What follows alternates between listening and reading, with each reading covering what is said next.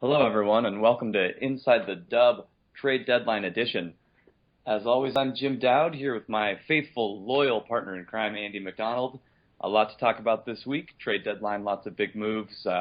Playoffs coming up. We see contenders trying to load up for that cup run. We see the teams on the outside looking in, trying to jumpstart their run for next season.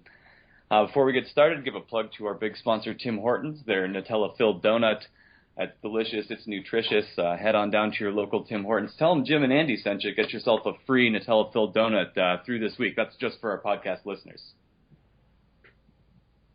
Yes, it's a great deal. I'd advise jumping and taking advantage of it. And maybe more than once. I don't think they'll be checking IDs.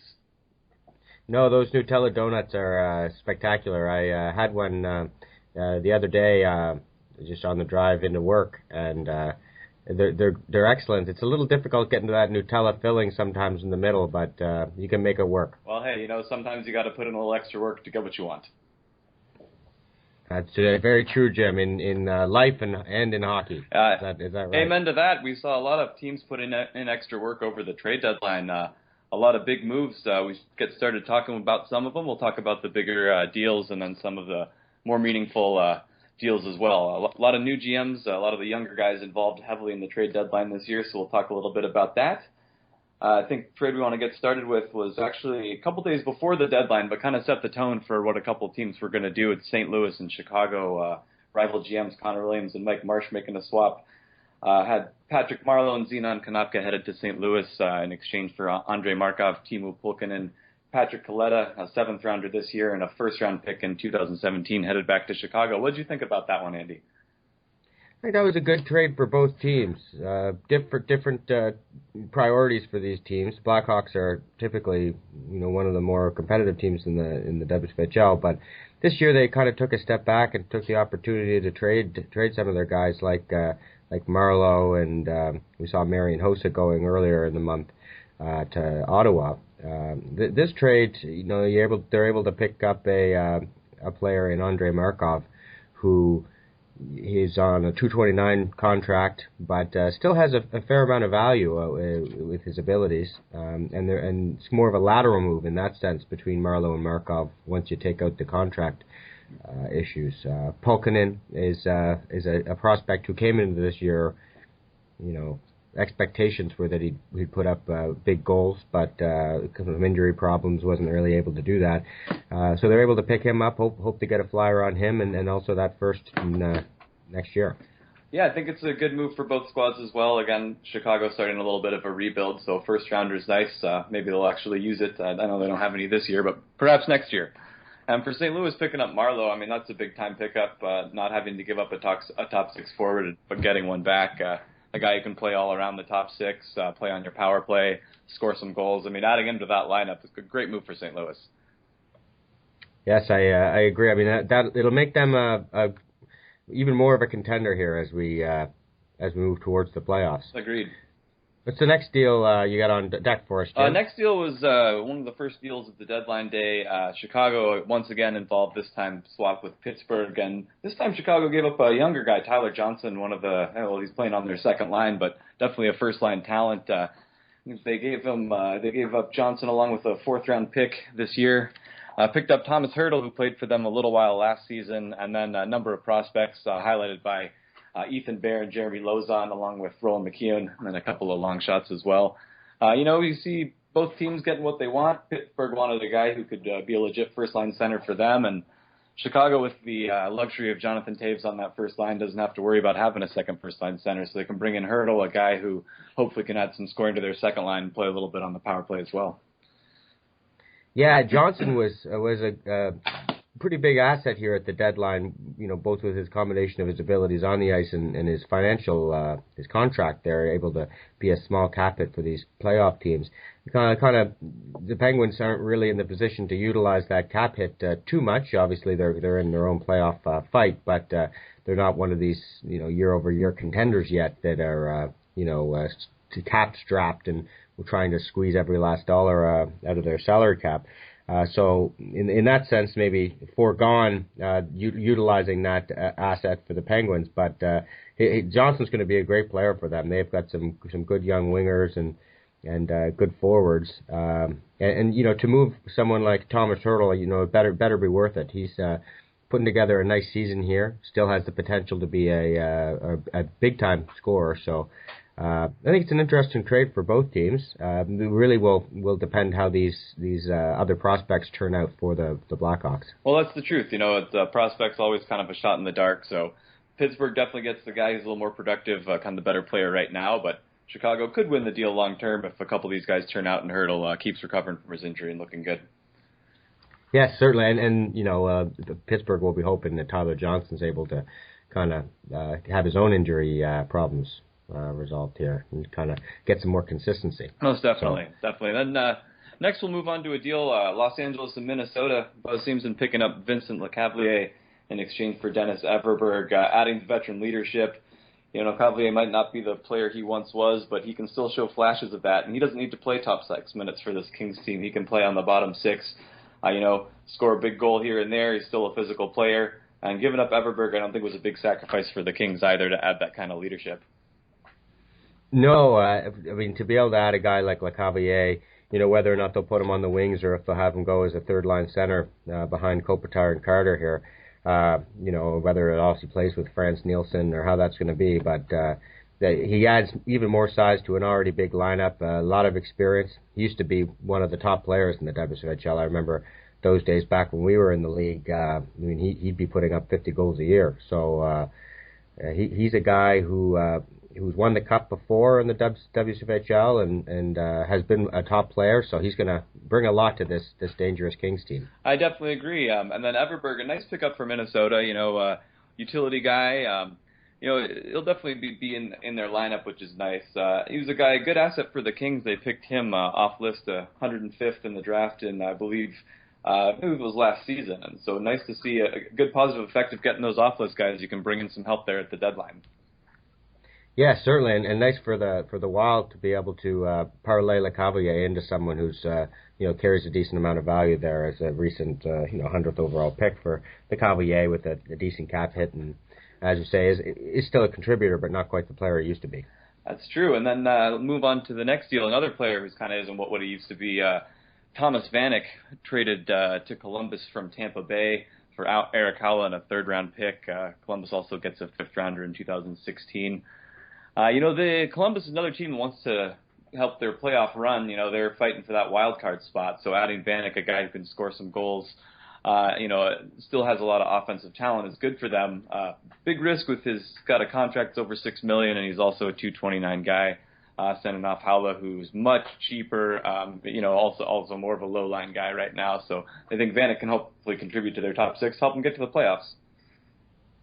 Yeah, and Kevin Switzer here picking up Thomas Vanek and also Chris Phillips, earlier in the year, kind of adding these .229 players to help fill out his roster, but moving some value to do it, but overall wise and ability wise, these players he's bringing in are going to give him a chance to kind of lock into the playoffs this year. So it's an exciting time to be a Columbus fan from that standpoint, on top of all their young talent already in the organization. Well, that's definitely the truth, and like we say, one game-winning goal in the playoffs is going to make the sacrifice all worth it. So once you get into that final tournament, all that matters is winning, and if Vanek can help him do that, even just a couple games, totally makes this deal worth it for Columbus. Certainly, you go up against one of these teams, Senators or the Capitals, that they might end up playing, and they'll be happy to have Vanek on their side. They sure will. Next, we'll move on to another deal involving a couple of veteran GMs, a couple old rivals, St. Louis and Detroit. Mike Marsh this time bringing in Jerome Iginla, gives up Gustav Nyquist, $2 million and a fourth-round pick in 2017, and just another example of the Blues really loading that lineup up, bringing in Iginla after already having brought in Marleau. That's just going to be a scary team. Yeah, this is a big one here for the Blues, trying to bulk up what looks to be their top 6, 7, 8 forwards. Iginla and Marleau will add that scoring behind Crosby and Pacioretty and Seguin. But Nyquist is a bit of a steep cost here, given Iginla's his age, his contract, his cap hit. I mean, he's not a .229, but you're looking at 1 year, and Nyquist is signed on a nice $3 million 3-year deal. So outside of his upside, to be a 60-point player, whatever it may be for Nyquist, this is definitely a push for the Blues and Mike Mark. Most definitely, and you definitely see, you've got to make that sacrifice sometimes to bring in those guys who you think can push you over the top. And, Iginla's definitely going to give them more in the playoffs this year than Nyquist would have. So when you're all about today, that's kind of all that matters. You see Detroit heading a little bit of a different direction, giving up Iginla to get a guy a few years younger who can give them a couple more good years of production, also on a cheaper contract. And it's always nice to pick up a pick and a little cash as well. Well, we can talk about leveraging the roster here, Jim. It's quite a literal thing that the Blues have done, leveraging their financial situation. It seems most recently after sending this cash over in the Red Wings deal, they're actually at a negative funds, so they're kind of going into debt to finance their playoff run here. Well, and they'll have to hope that they can go deep and get some of that playoff money. I know we saw the financial situation really affect how the Blackhawks dealt with their deadline, having to move out all those guys for fear of not being able to have enough money to sign Kane and Taves to reasonable deals. So, if you play with fire, sometimes you get burned, but if the Blues make a deep run, they're not going to worry too much about being in debt during the season. Safe to say they're not the only ones, though. There's a lot of teams here. The Canucks currently projecting. You got the Capitals currently projecting negative.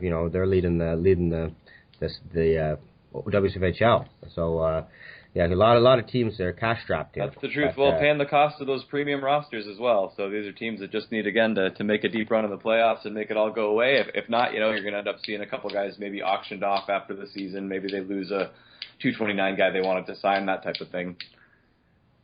Let's take a look at this Travis Hamonic deal there, Carolina and Buffalo swing. Yeah, it's a nice one for the Sabres. Hamonic, legit top four defenseman. They've got playoff aspirations and aspirations to contend in the next few years with that young roster, so it definitely makes sense to add him. What did you think about what the Canes got back? It's a good package of young players. Tobias Ryder and Elias Lindholm especially jumping out at you there as guys who could give that return that you'd hope for a defenseman like that will step into the lineup for the Sabres and help them in the playoffs. Overall, this Canes team, Neil Burkholder was active at the deadline, making a couple trades. Actually, the next trade that we'd like to talk about is actually also one that Neil swung with the Pittsburgh Penguins, and a deal where he sent Robbie Fabry to the Penguins for Christian Dvorak and Connor Brown. Mm-hmm. So, look at this, and the Canes are able to move out two players and add four or five younger prospects and young WCFHL players. So it's kind of adding quantity and also some good talent with these guys like a Christian Dvorak, who's putting up a great season in the OHL this year again, and Connor Brown, who had some injury problems in the AHL, but looks to be back on track, point producing, and should get a real crack at a roster spot next year. Most definitely, and Brown proving the worth of those off-list picks again. Dvorak just been tearing up the OHL. It'd be interesting to see if he can keep that going, and getting a first-round pick is always great. And you see Pittsburgh, again, kind of sacrificing a little bit of that young talent they've built up to bring in a more established player like they did in the deal for Tyler Johnson. Yes, Dylan Darby it's been in and out for him so far. Players coming in, players moving out in quick succession, trying to flip assets and really build some value for that Penguins club. That's definitely the truth. Let's see. This Fabry for Pittsburgh. You talk about the return for Carolina. He's a player who could really turn into something here. He's 20 years old and he's already close to 20. Could put up 20 goals and gaining more responsibility by the day. So most definitely. Another deal I want to talk about as well was another one for Los Angeles. This time, both sending Tyrati out to Dallas for Patrick Elias, adding a little more leadership, another guy who can score those big goals. Rati was a second-round pick back in 2011, but it's been a number of years and he hasn't gotten too far yet. So Los Angeles, I think, felt comfortable sacrificing him for another one of those, shots on a guy who could help you in the playoffs. Yes, there'll be. Look at what the Blues added with the players that they picked up, Marlowe and Aginla, and then you look at the Kings adding also veteran players like, let's say, Lecavalier and a Patrick Elias. You can see the value of having experience and leadership. Once it comes playoff time, and with these rosters that are already deep and up against the cap, it's tough to move it in. It's impressive to see Bo Simson going after these veteran players like this. He moves out a good asset, one that he'd picked up in a deal also at the deadline, but in order to make this push for the playoffs, which it looks like he wants to be, as one of the top teams in the WCFHL, Elias is going to really take him far. Yeah, I think that's definitely true. And another guy who can slot up and down through that top six if they need him to, or play the third line as well. He's defensively responsible, and he can help the offense on any line. So that's definitely a nice pickup for Bo there, for sure. Yeah, I mean, you look at it now. He's got Elias slotted in on the second pairing there, second line, playing with Jeff Carter and Tyler Toffoli. So you look at that as a nice supporting scoring behind the Kopitar, Gaborik, Tarasenko top line, and and then a third line of Franz Nielsen, UC Jokinen, and Dustin Brown. It really fills out the top 9 and 10 when you throw the Cavalier and even their fourth liners in there. It's a big team that Bo's put together. That's the truth, and definitely we know that helps in the playoffs. Those guys they know how to grind bigger bodies over a 7-game series. Aren't going to break down as fast. They got a lot of hitters on that team, and a lot of depth on that forward unit and on that defense. Certainly. We'll take a look at this trade. The Blues, talking about the Blues again, and how they're competing with the Kings. They made kind of 2 trades in tandem there as the deadline came near. Was the Joel Ward deal was the first one to Arizona, and they moved Ward for Henrik Samuelsson and a second-round pick. What do you think about that one, Jim? I think that's a nice deal. I think obviously you see St. Louis having to clear out some cap space. They had some ideas about moves they were going to make later on. Even though this deal was right up near the deadline, they were looking to move some salary around to make a further acquisition. Interesting trade. It's a good deal for Arizona. Ward signed for 3 years under $2.7 million. He'll be around for a while. He can contribute for a while on that team. Then, getting a second-round pick is great for St. Louis. And Samuelsson, a prospect who had kind of high hopes, hasn't exactly proved anything yet, struggling in the AHL, has had some injuries in his career. But I definitely think this is a move that was made more to open up a later trade for St. Louis. Yeah, it does look like that. I mean, for Arizona, you can see why they'd be interested in adding someone like Ward. He's actually, we went through the lineup there for the Kings, similarly deep team here in Arizona. He's stepping in on their fourth line right now.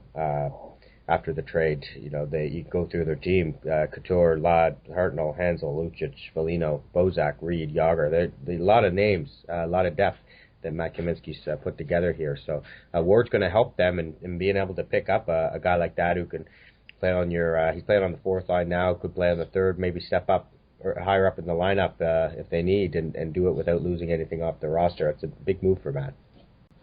So we're moving on here. We're going to take a look at the next trade. Would be the Rob Scuderi deal. Rob Scuderi trade between the Coyotes and the Capitals. Jim, anything jump out with you specifically about that one? Kalinin for Scuderi, the Coyotes, definitely looking to get a little bit younger. You use Scuderi to just pick up some pieces. Kalinin's a utility guy. They got the 7th rounder. It's always nice. They're a team that drafts pretty well. And then the Caps getting Scuderi. I know they wanted to try to upgrade on Teuton. I don't know if this accomplished that necessarily, but definitely helps them out and gives them depth on the bottom of their defensive lines. Yeah, he's a player with a lot of experience, so he'll be able to step in and help. Should be able to help the Capitals. As if they need any help right now, they're putting together yet again another top season. Most definitely. They made another deal there to pick up Stefan Weiss from Tampa Bay, sending Brad Boyes out there, picking up Weiss in pick in 2017, a 7th rounder. Tampa Bay gets a little upgrade in that deal, but Weiss makes a lot less money and's got another year left on his deal, so someone Washington can depend on for another season after this, while Boyes they might have lost. Yeah, it seems like they're really prepping with these new rules around trading 229 players after the deadline. They're able really, you look whether you look at it's the deal, the Josh George's deal there earlier in the month with Luke Shen, or you look at this one trying to pick up players on these multi-year deals to kind of stop from losing something for nothing. That's the truth. The 229 rule really has helped to spark activity around the deadlines, and also helped a lot this idea that these guys can't be traded now, that your 229s at the deadline are your 229s. So if you got 4 of them, you're going to lose 2. And it's nice to see some teams still willing to kind of make those sacrifices to go all in. And you also see the other teams kind of pulling back, realizing, well, I might lose this guy for nothing, and but better to move him to a team for a couple assets than to lose him for nothing in the off season. Yes, and I mean another complication to that would of course be the expansion draft this summer. I mean that's a whole other issue I know we'd like to talk about, but teams also have to balance the fact that they might lose someone for nothing, but they might end up losing them for nothing if they can't protect them anyway, Jim. Yeah, that is the truth. Always an interesting thing when a new team is formed, and it'll be real interesting to see what some of these stacked teams do. Your St. Louis's, your LA Kings, your Washingtons, a number of teams that have these really deep rosters, really kind of full of guys who are, maybe playing a line too low. And then, they're going to have to face possibly losing those guys for nothing in an expansion draft, at least 1 or 2 of them here and there. So it'll be interesting to see if next season some of these teams pare their rosters down a little bit and try to load up with a couple more prospects, a couple more young players, that type of thing, to avoid losing a guy for nothing in the expansion draft. Yeah, it's a constant struggle, it seems, to try to kind of remain competitive and keep that value throughout the lineup. Part of that was obviously addressed here at the deadline. We've got a couple more deals that we'll want to go through. The Dallas Stars and Canadiens pulled off a swap. It was Brendan Sutter and Paul Byron for Jason Zucker and Stephen Kampfer. Yeah, I thought that was a solid deal. I was a little bit surprised at the return for Zucker. I know that Montreal was looking to get a little bit younger. They ended up settling on a couple guys who are veterans, have a spot in the league for sure. But I think they were looking for a little more maybe offense for Zucker, but a solid deal for them still. Kampfer's just kind of a utility guy. I think a good trade for both sides. Dallas grabbing Zucker, probably going to use him to trade for a Detroit Red Wings prospect eventually, as they love to do. But yeah, I think a good deal for both teams. What did you think? Well, I think this Brandon Sutter really. You look for David Rayfuse. I mean, he's since his taken over the Canadiens, he's really trying to replicate what he'd done in New York and try to build from the ground up. Sutter's a guy that he can lock in. Still young enough. He's going to re-sign him this year. He'll have control of his contract even once he gets up to around that 29. Probably get him on a long-term deal. $2.4 million for someone who's going to be able to play that third line center and be strong for you on a competitive team.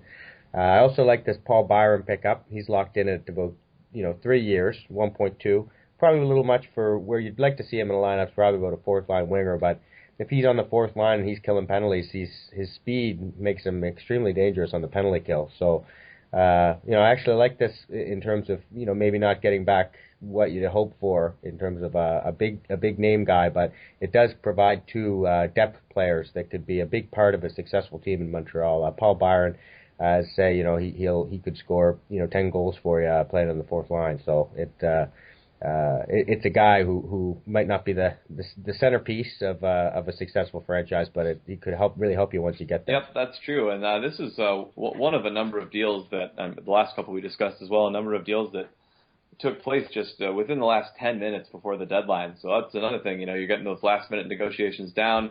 You see something, maybe it's not exactly what you want, but it's acceptable, maybe more than you've been offered from other spots. You've got to make that move. And, everyone's back was up against the wall those last 10 minutes. I think we had 8 deals, between the last 6:50 and 7 p.m. Central Time here. So quite an interesting thing to watch. Yeah. There's 2 more trades after this one. They came through, about 5 minutes before the deadline. One of them was the trade between Doug Shipolo and Mike Marsh, San Jose and St. Louis, where Marsh ended up flipping the return for Joel Ward and a couple other futures and cash assets in order to get down below the cap. What do you think about that one? Well, I think that's a good move. I think Soderberg is a guy who can play on that third line. He's still got some offensive juice, and when you're playing with St. Louis, you got to have offensive juice on the third line. Your wingers are going to be effective scoring players. So I think that's nice, and he's got a real cheap contract, another year left on it, so they can use him next season as well. Any deficiencies that he might have in the defensive zone are going to be covered up by the speed and the skill of the players around him and that deep St. Louis defense as well.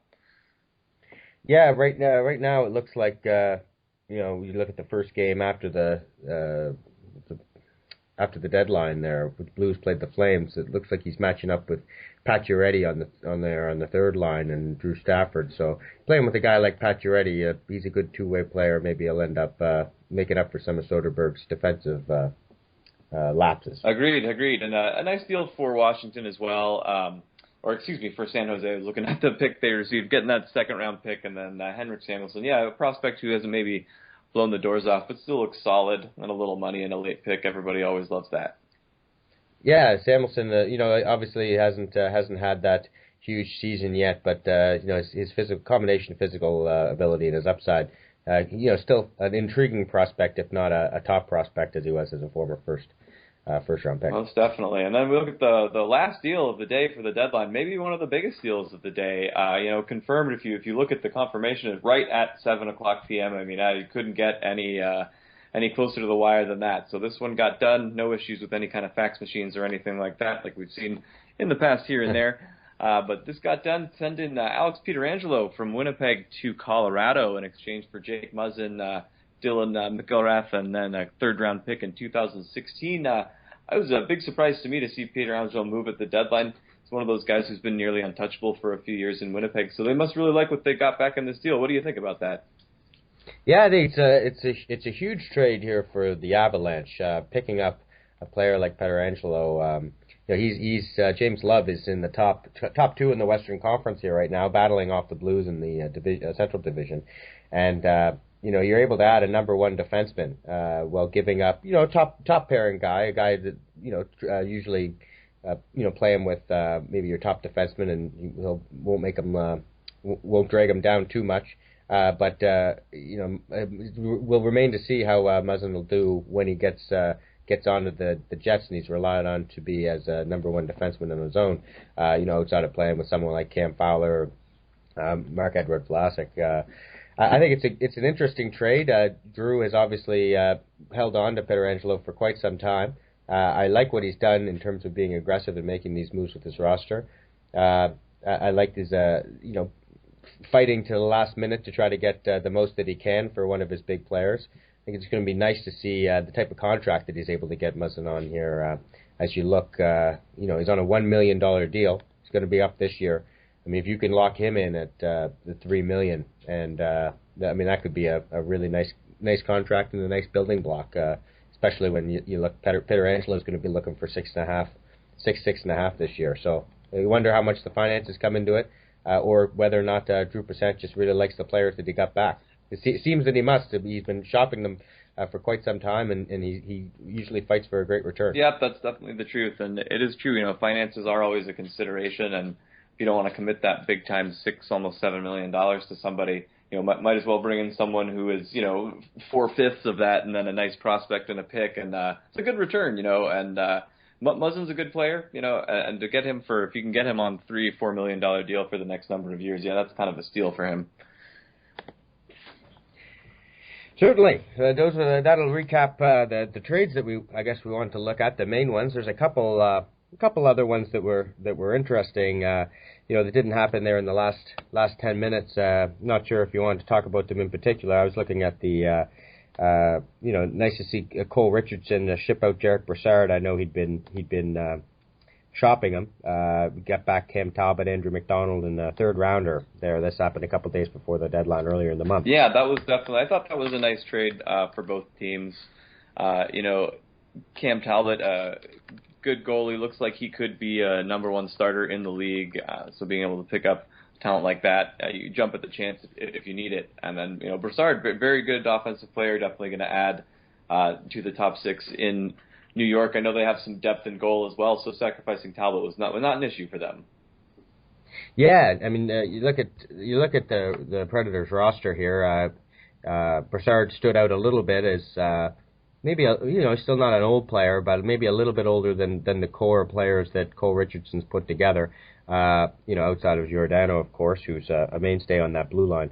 And then he's able to pick up a guy like Cam Talbot and add that to the trio now of goaltenders that he's got on that roster. So he'll definitely have some options when it comes time for the Predators to be one of the main contenders in the West. Yep, that's definitely the truth.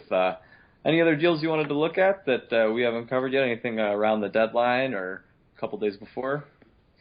No, that's the main. That pretty much sums it up for me. Looking at the ones that I wanted to get to, I guess overall I wanted to kind of look at the activity of the at the deadline. It was very impressive to see the number of general managers out, the number of trades. Not sure if you looked over the numbers there, Jim. There are 23 trades made this year on the deadline day itself. Up from 22 last year, so a little moderate increase, and that includes more on the days before the deadline itself. Yeah, I mean it's always nice to see that kind of activity. There was a lot of buzz this year. A lot of big names talked about. We had a few of the GMs who we kind of expect to see really active at the deadline staying a little quieter, but this was definitely a deadline powered by some of the newer talent in the GMs of the WCFHL. That's a great point, Jim. I actually, you look at the teams that were active at the deadline this year, and those that weren't. Many of those that weren't were either, they communicated the fact that they're happy with their rosters, such as the Oilers and the Flyers and the Leafs and the Flames. I mean, Flames had mentioned they were looking to make some trades, but overall they didn't want to lose too much value. These are all teams that typically are very active. So if you look at they're amongst those that didn't make trades. There are 18 general managers made a trade on the final day, and that doesn't include people like Cole Richardson in Nashville who made deadline deals earlier in the month. And then the number of active general managers that were these up and comers. It's exciting to see. Yeah, definitely good. Bodes well for the league. Another thing I wanted to talk about was some of the deals, some of the rumored deals that maybe slipped through the cracks, guys who maybe were available that got talked about but not traded. I think the biggest name that I heard going into the deadline that was actually talked about seriously a couple times who you wouldn't expect was John Tavares from the Sabres. They had a couple talks with a couple different GMs, weren't able to hammer anything out, but interesting to see the Tavares name floating out there at the deadline. Anybody else you saw that you thought was interesting that got talked about? There were a few. I know Peter Beaton there in New York. He was very active. He floated out a couple ideas there to many of the general managers that I'd spoken to. They'd talked about maybe where he's competitive this year, and Malkin's been out of the lineup. Maybe do you move a Malkin to maybe on 90 cents on the dollar to try to get more value into your lineup for this year? How do you deal with their 229 situations? You have a player like Thomas Plekanec. Maybe he's an asset you can move for a veteran on a 2-year deal, or maybe move him for some youth and just already rely on the great depth that you've got. If you're going to be out without Malkin here heading into the big playoff push, maybe do you just take a step back anyway and say, you know what, we'll come back at it next year. So I know Peter Beaton was a general manager who'd been looking at some trades and floating out some players, as I say, a Plekanec or a Malkin, or even Mark Stahl's name was out there. Mm-hmm. The Flyers were another team that ultimately weren't too active there on the final day. I think they opted not to touch their concoction of players that they've got right now. Big team with good depth and good all around team. They're having success. They're not flying through the league as most people had thought they would heading into the year, but they're going to finish as one of the top teams in the Eastern Conference. And I know there were a couple of rumors out there that maybe a player like Evander Kane might be moved, but I guess it didn't materialize. No, I hear that. Philadelphia, they've got another one of those big teams that maybe didn't do as well during the regular season, but that size in the playoffs I think is going to make a difference. Another name that I found pretty interesting was Jonathan Taves, who we talked about earlier, was actually offered a couple times around the league. So surprisingly, is one of those guys that's always on that untouchables list for Chicago, but actually got talked about pretty seriously leading up to the deadline. I mean, a Taves trade really would have kind of changed the landscape here as we go into the playoffs. Similarly to had Taves been moved, another trade that I know I'd heard about on several outlets there, and basically blew up my Twitter for about 3 hours on Sunday morning, was the Vladimir Tarasenko rumors. I'm not sure if you'd seen that out of LA. We look at they're a true contender, top 3-4 team in the WCFHL, if not the best. And Tarasenko, and that low contract with that high value really made him an interesting player that isn't the type of guy that you typically see moved at the deadline. I guess that's ultimately the reason why he wasn't. Yeah, and I think in the long run, Bo's going to be happy that he didn't move Tarasenko. The return, I think, would have been enormous for him to be willing to make the deal with a guy that's a young player who's so great and has so much potential. So, sometimes you got to put that out there, though, as the deadline approaches. It's like, if you really want to make that push, maybe you get offered a couple of real high-value veterans by a team that can afford it for Tarasenko.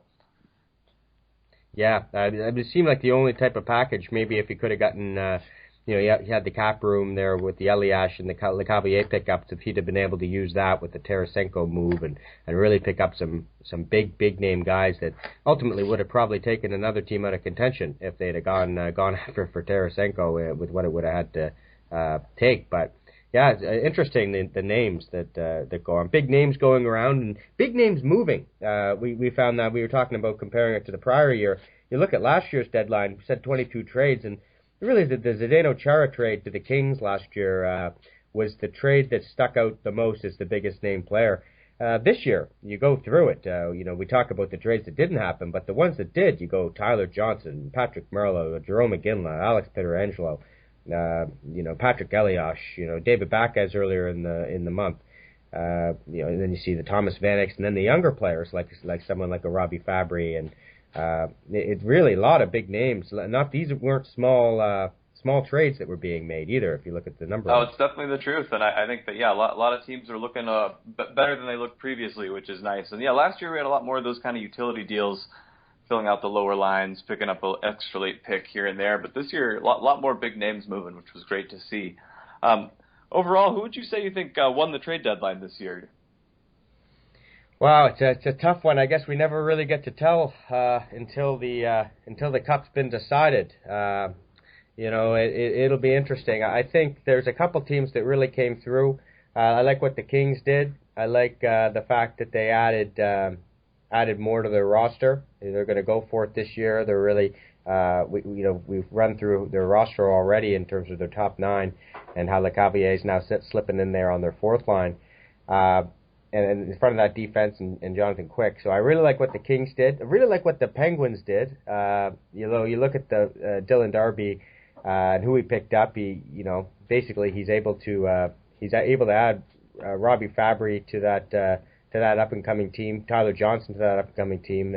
He gave up Thomas Hertl in that trade, so that's a lot. But I really like him adding Johnson, Fabry, alongside guys like William Nylander, Pasternak. He's going to have some good young forwards on that roster. So I like what he did. I like Colorado being aggressive, going for it at the last minute. So. And of course the Blues, kind of trying to load up and maybe throw a little caution to the wind, dealing safe contracts like Ward and Nyquist for these big ones with Marleau and Iginla. I mean, you look at the Blues, you look at their players for next year that they're going to have coming off the books. They get these 2-year deals. You go Iginla, Marleau, Shea Weber, Duncan Keith, Max Pacioretty. They're going to have a big time trying to re-sign all these guys. So. That's kind of throwing caution to the wind. I guess if you had to pick one, I'd probably say the Kings. What about you, Jim? Well, I think I got to say if I had to pick one, I'd say the St. Louis Blues.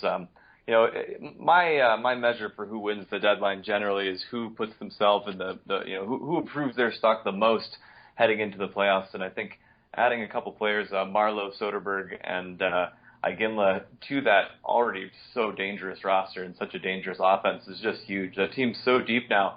I mean, how do you compete with a team in the playoffs that can throw, Marleau and Iginla on their third line? So I think overall, if I had to pick a winner, it'd be them. A lot of teams did well, but as far as who is looking like the Cup favorite coming out of the deadline, I got to say the Blues. Yeah, I mean the Blues heading into the year, I think a couple teams have picked them. We hadn't really picked them. I think sometimes it's a little you veer away from some of the favorites and try to pick one from the top three rather than the top 3 to 5 rather than the top 1 to 2. They look good, but I'm wondering about this Andrei Markov move. Is there an over dependency on Tuukka Rask? He's right now he's carried the team in some sense. You look at the numbers for goaltending. He's tops in goals against average, save percentage, shutouts. They put Jan Denis in there for a stretch, and they pretty well lost every game. So it'll be interesting to see if Rask isn't able to do that. Firepower or not, are they depending on their goaltender? So be up to Joe Quenneville try to figure out how that's going to work. Well, I definitely think one thing is for sure that we won't be seeing Jan Denis in the playoffs. So as long as Rask holds up, doesn't get hurt, he's got that great defense, great offense in front of him. I still think they look pretty powerful.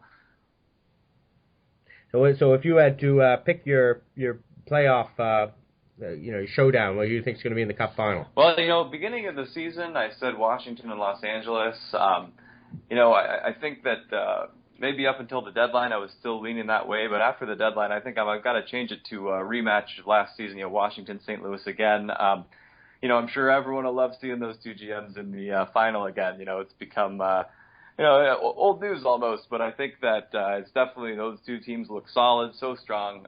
St. Louis really loaded up at the deadline. I'm going to change my pick to St. Louis, Washington for the final this year. Great, interesting call there. I mean, you're largely sticking with your favorite from the Eastern Conference. I'm not going to do too much different too.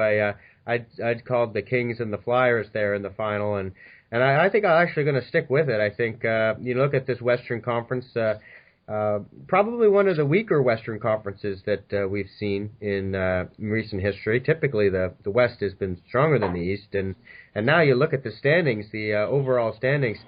There's only the top two teams are Eastern Conference teams, and then significant number of the Capitals, Senators, Islanders, Flyers, all up there. You only have really the Kings, Blues, and Avalanche as the top teams in the West. So the teams like the Oilers and the Flames and the Blackhawks and the Canucks and that have traditionally been up there alongside the Kings and the Blues aren't so much this year. And you look some of the big favorites from the East. Flyers aren't even in the top three, but I think I'm going to stick with my preseason. I think I agree with what you said earlier. Once we get into the playoffs, those big bodies and Jamie Benn's really going to come through. Well, I think that'd be an epic final. The Kings and the Flyers would be great. And it's true, we did see the West take a step back this year. I think a couple teams might have been, paying the cost a little bit of trying to stay up there as contenders. A lot of teams, Chicago, Calgary, the ones that were named, sacrificed draft picks and prospects over the last few years in order to get that veteran help and stay in contention. And eventually that's going to take effect. It's going to have an effect on you. And you see those Eastern Conference teams, we did think of the East as the weaker conference for a long time, but that also means they've been stocking up on those high draft picks, moving out their players, at the deadline looking to sell instead of to buy. And, again, after a couple of years, you make the right moves, and then you're up there contending.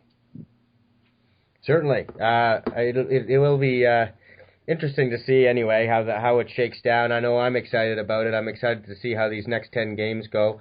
There's going to be a lot of fighting for playoff position, fighting for the President's Trophy there and home ice in the Eastern Conference. Maybe Bo Simon, the Kings, can catch one of these Eastern teams and have home ice if he were to make it through to the Stanley Cup. I know that's something that he'd like. We look at these predictions. It's kind of Blue. You'd mentioned Blues Capitals. We're looking at I say Flyers Kings. Kind of funny. You look at the Blues, the Capitals. Maybe people aren't that excited. Two teams with GMs who've won the Cup before, but it'd be nice to see these two teams. As I say, like maybe the Senators or the Flyers or the Avalanche or the Kings, one of these with GMs who haven't quite won a cup yet, be able to fight, maybe have a battle of first timers there. Yeah, that's the truth. I mean, we've seen throughout the years there's a lot of repeat visits to the finals. Whether it be the Marsh brothers, it'd be Dennis, it'd be Connor, it'd be Bo's been a few times, I believe. A lot of teams have repeated. Not a lot of teams have won, and it'd be nice to see some of these younger guys and some of these kind of rebuilt teams get up there and get a cup. Certainly. All right, so I think we need to move on. We have an exclusive interview coming up here. Andy was able to get some time sitting down with Dylan Darby, general manager of the Pittsburgh Penguins. A lot of topics covered, a couple surprise questions. I listened to it on my way in today. It's pretty interesting stuff. Okay, and we're sitting down with a segment with an upcoming general manager, Dylan Darby of the Pittsburgh Penguins, as part of our Tim Hortons sponsored segment of up-and-coming talent in the WCFHL. Dylan, welcome to the show. Hey, thanks for having me, guys. We want to catch up with you a bit here. You were one of the most active general managers at the trade deadline, and with some exciting moves. Tell me about your deadline moves. How did the negotiations go? How do you feel about the result? Well, we're very happy with what we were able to get done on the deadline day. Obviously, we made a couple trades leading up to before the actual day itself, and then we made a couple more on the actual final day of trading.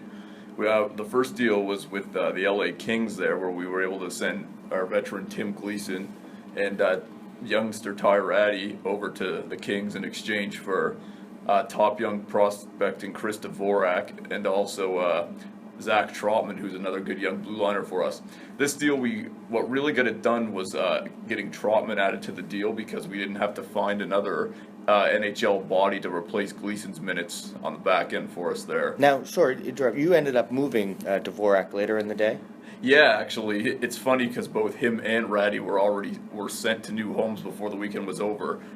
Siemsen sent Ratty to Dallas for Patrick Elias and another deal to stock up his veteran presence.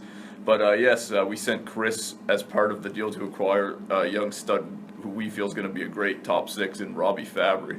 Definitely, yes. Fabry's going to be a great piece moving forward. Now, the centerpiece, outside of Fabry, of course, was a Tyler Johnson trade for you guys. Yeah, that one was kind of in the works for a couple of weeks. We had slight mentions of a potential package of Thomas Hertl and some other assets that would go his way, because Williamson, is very high on Thomas Hertl, so he was pretty excited to be able to get him back, and obviously we're thrilled to be able to add Johnson to the mix as well. Yes, we're big fans of GM Williams here on the show, and it was a great deal for both of you there to be able to swing that one. So, were there any deals that almost happened that fell through? I wouldn't say there was anything that almost happened, but there was definitely some interesting chat going on. Actually, was in talks for quite a while with the Avalanche regarding one of their young centers, but we couldn't quite get anything to come together on the deadline. But we're pretty confident this summer a deal's going to happen regarding that player. Oh.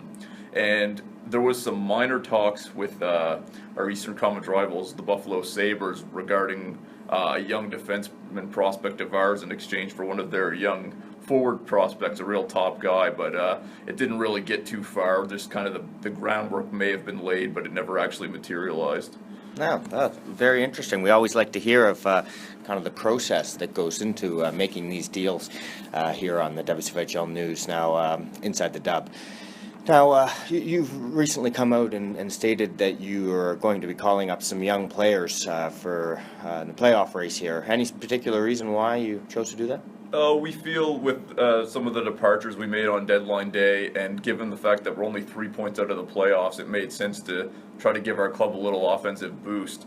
I mean, it's no secret that guys like Nylander and Fabry are doing very well in the junior leagues, and we feel like it's time to give them a shot with a big club. We really don't feel like them over some of the other not as skilled players that will be sitting out will harm our chances of making the playoffs in any way. So yeah, that's I can understand that, getting the experience while also not harming your ability to make a push. Now, it's a question. It's a controversial question, I suppose. So would you say, because there would be some who do think that perhaps you might have too many players from the affiliated Maple Leafs organization? Yeah, I can understand why that might kind of come to mind. I mean, we've got a lot of their young packaged guys there, but what I would say to that is, I mean, the Toronto organization has some of the top prospects in the NHL, regardless of if you're a fan of them or not. So it's not much of a stretch that anyone would want guys like Marner and Nylander in their organization. So I wouldn't say it's so much of a fact that we're very familiar with their prospects, more so just they happen to have really good prospects at the moment, and that's what we're trying Now, to do. is there? I will ask you though. Is there some concern there that you're associating with what has historically been a unsuccessful organization? Well, we really like what we're seeing out of what they've been trying to do so far, and it's obviously paying dividends in the NHL. And again, I think if you look at the Robbie Fabry trade, we sent Connor Brown out of the organization, so we're shown with moves like that we are willing to move those guys out if it means improving the team. That is true. I mean, Connor Brown is in the AHL has been terrific. It'd be interesting to see what he does when he gets to the up to the big leagues. I mean, I'm also optimistic that he's going to be able to turn into that kind of scoring option to provide some depth scoring for a good team in the big leagues. Now we'll get to a little bit of housekeeping just to ask you about here. We try to get to the hard-hitting questions here on Inside the Dub. There's been some personal questions about you recently with your relationships with some of the other general managers. Some specific female-oriented problems, especially in the Eastern Conference there. We don't get too personal, but do you have any comments on this? No, I have no comment on that at this time. Generally speaking, I feel like my relationship with all the GMs and or females that may be involved is very solid and very professional. So you have not had relations with the spouse of any of the general managers in the Eastern Conference? I have no comment on it at this time. Okay, so thank you. We just have to a little housework there. I know we want to give people what they want to hear. Okay. One last question. Who is going to win the WCFHL Cup this year, the Stanley Cup? Well, I mean, it's hard to bet against teams like the Blues and the Capitals, who seem to be kind of the obvious choices that come out of each conference, but to switch it up, I'm going to say that the Philadelphia Flyers will defeat the Colorado Avalanche in 6 games. There's a call there. I know Greg Domino he was a preseason favorite. James Love has really come on strong and grabbed the division lead here with 12 to 13 games left. So it will be interesting to see how they do in the playoffs. But they both have the roster to do some damage. So thank you for the prediction. Oh, no problem. Thank you for coming on the show, and we look forward to catching up with you later. Thanks for having me, guys. Interesting stuff there from young Dylan Darby. Always nice to see someone committed to his hometown team, maybe even at his own detriment. No, we love to joke about the Leafs. Maybe a little scandal brewing there, but we'll leave that to TMZ to hash out. We don't really talk too much about that kind of stuff. Yes, unfortunately, I hate to ask these personal questions here, but we've had a lot of people, a lot of rumors going around. Figure we get straight to the bottom of it. I know he's a class guy, respect for everybody in the league. So Jim, I mean, there's no questioning here. We're just trying to ask the questions people want to hear. Well, I definitely hear that. All right, well, kind of covered our trade deadline talk. We got over playoff predictions. Anything else you think we need to cover here before we wrap it up? No, nothing too much here. I mean, it'll be interesting. Maybe we'll get back together, kind of do a playoff preview or see how the playoffs are going. It's been great catching up with you here again, Jim. Right back at you, Andy. Always a pleasure. And, of course, we'll have to highlight a few of these playoff series. It's going to be some real interesting matchups this year. Oh, certainly. Once things are locked in, kind of we'll see what the landscape of the playoffs is. West's looking a little bit more settled. I mean, the Jets with their pickup there. You look at Jake Muzzin there last night. Goal and an assist. Maybe he's going to be enough to help them push into the playoff race. But it looks pretty settled. East is a little more wide open with these teams like we talked about with Dylan Darby making the playoff push. he's in tight, a lot of competition there for that last Eastern wild card. But so yeah, once we get an idea, maybe we'll be able to check back in. Agreed. I do think the East sure looks interesting. It's going to be a big fight for those wild card spots. You've got Columbus with the top wild card spot at 71 points, but you can go all the way down to Florida, sitting down there with 61. It's a 10-point deficit is not impossible to make up, and they're just 7 behind Boston. A little bit higher, you've got New Jersey, Pittsburgh, Detroit, and Toronto all over 64 points. Those guys all have a chance, and I think that specifically the Penguins with the acquisitions they made definitely have a shot to push up and eclipse the Bruins for that last spot. I do agree the West looks a little bit more, figured out. Chicago, doubt they'll make a playoff push now that they've kind of broken their team down. Anaheim didn't really make any big moves at the deadline, and they're, again, 6 points out from the Oilers, who also have 4 games in hand on them, so that doesn't look too good. Winnipeg is the only team that looks like they might have a chance. They're 5 points out, even though the Oilers do have, again, 4 games in hand. So it's possible they could make a push, but I do think the West looks like it's pretty much been determined outside of just seeding. Yeah, it'll be fighting for positions there in the Central Division, and also kind of seeing who can grab that Western Conference title, regular season title. Have home ice throughout the playoffs, which could be pretty big given the amount of parity here between these teams, all 8 of them. That's the truth. You got Los Angeles, Colorado, and St. Louis all still with a shot at that Western Conference title and home ice throughout the conference playoffs. So any of those teams would benefit. They all have pretty good records at home. All 3 of those guys. So it'll be interesting to see who finishes first, and then again. In the Pacific, you also look at Vancouver and the Coyotes fighting for position. Who's going to sit second? Who's going to sit third in that division? Yeah, and ultimately with these with the divisions the way they're set up, they could end up fighting each other. It's funny, you look at these playing each other with the second against the third. You look at these teams, that are in the wild card spots.